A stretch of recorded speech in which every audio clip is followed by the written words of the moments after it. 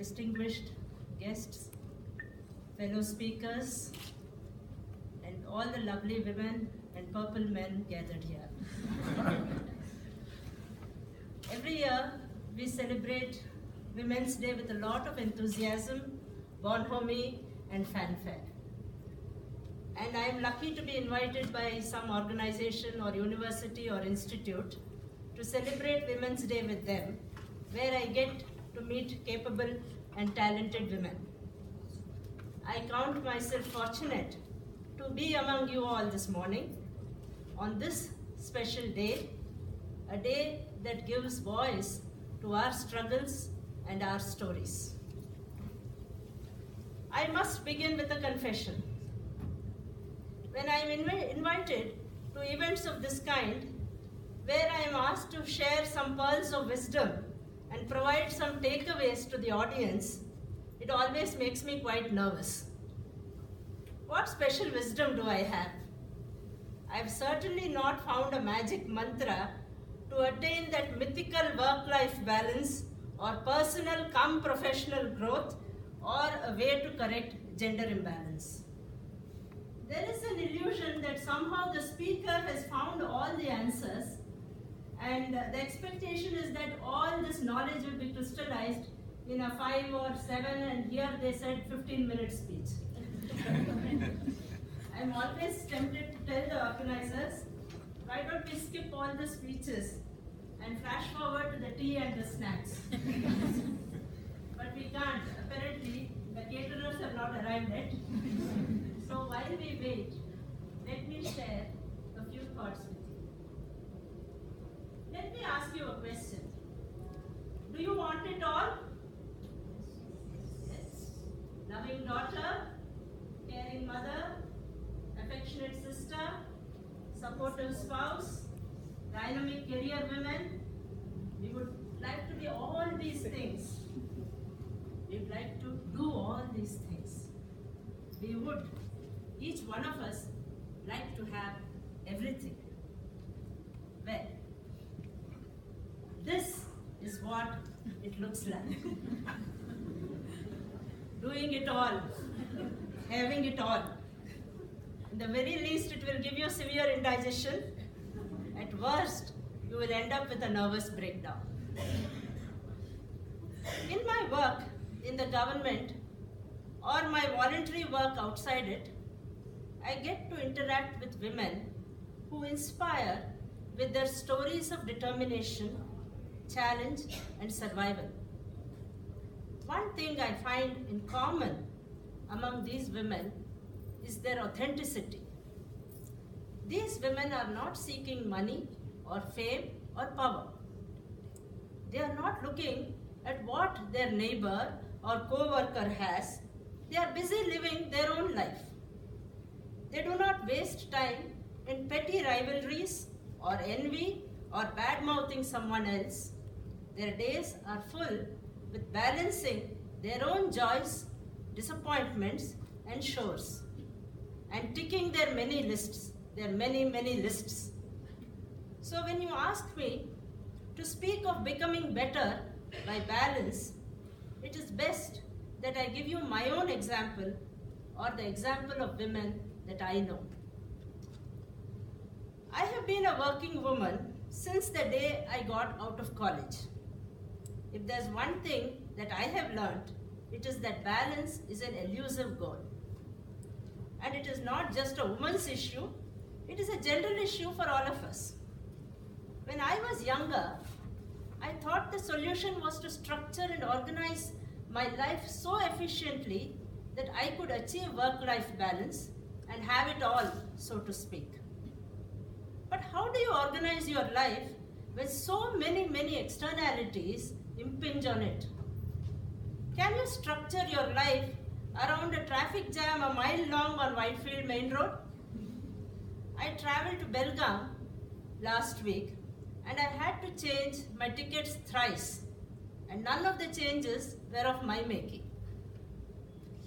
When as a woman you ask for your place in the sun, you are facing externalities and a legacy of differentiation and discrimination far more powerful and insidious than a traffic jam or cancelled air tickets.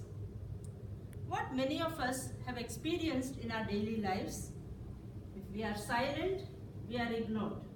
If we speak up, we are looked askance at, or everyone suddenly goes deaf. The less attractive assignments are assigned to women. That's what they felt.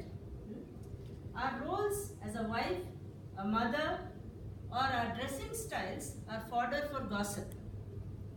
These are now not just one woman's experience, but the stuff of women's lore.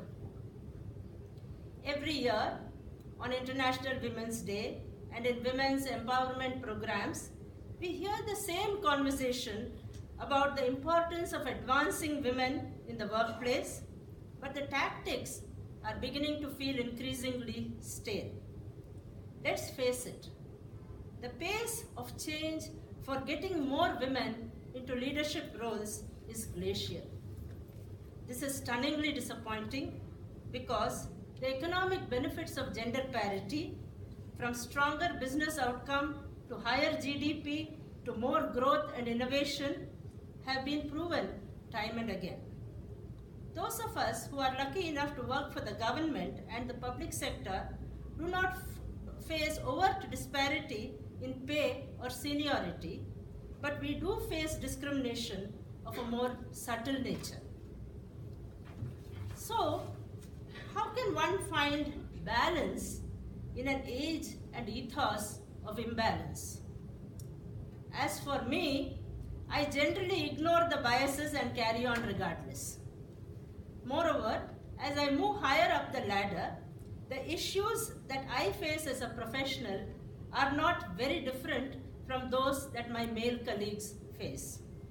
So, somewhere along the line, I stopped my precision engineering and tried to be flexible instead, not sweat the small stuff. And it works. At least it works for the day-to-day. Those days when you have to stay late in office or the maid disappears, it works then. But there are other times when life hits you with a sledgehammer. My cousin is a doctor. Her life shattered when her young husband met with an accident which confined him to a wheelchair for life. Anu, a hairdresser I have known for many years now, came to Bangalore from Darjeeling seeking a livelihood in this city. She found a livelihood and she found love. Her serene life was shattered when her husband was diagnosed with cancer. You can't adjust, you can't juggle. There are some struggles and situations where all you can do is to hold fast to whatever strength is within you. Just keep your head above water, just cope. Where I am now, I just go with the flow. Rather than searching for balance, I seek the best from any situation and do the best I can in every opportunity. When I can't, I cut myself some slack and tackle my tasks with renewed enthusiasm. Some things I have done, some choices I have made have helped, and it is these that I offer as simple takeaways.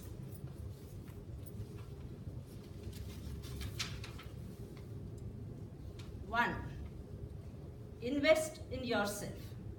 It could be health, fitness, nutrition, pursuing a degree, reading, or having a financial nest egg. Your mind and body and mutual funds will stand you instead when life gets difficult. 2. Build a support network. Ask for help and allow yourself to be helped and contributed to. Get your children involved. Work together as a team. Train yourself, your children, and partner and subordinates to be self-reliant. One of the best decisions I took as a mother was to let everyone in the family cook, much to the shock of my mother and mother-in-law. Now I can rest easy that wherever they are, my kids can fix a meal for themselves without assistance from Zomato or Swiggy. Recruit friends, family, neighbors, bosses, work colleagues, and ask for their support. Grandparents, of course, are the staple of the Indian family support system. Be prepared by creating backup and emergency plans. Always have a contingency plan. Third, determine your own standards. Get rid of the notion of being a perfectionist. Wean yourself off it by making small compromises. Figure out the best places to make the compromises without shortchanging yourself or your responsibilities. Live by your own standards rather than by someone else's. Standards are about you and what you are willing to hold yourself up to. Find your own pace and walk to it. March to the beat of your own drum. Next, find an interest or several. The working world has its share of frustrations and disappointments. You need something to keep you in good stead. For me, it is academics, but it could be anything: voluntary work, designing, photography, spirituality.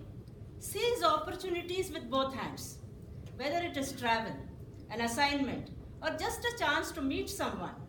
Every opportunity adds value, helps you grow. The most rewarding opportunity of all is to help someone who is less privileged than you are. Not the kind of charity where you contribute some money and forget about it, but the kind where you actively involve, engage, and make a difference to someone, even one person's life. This woman is like you, but for the accident of birth.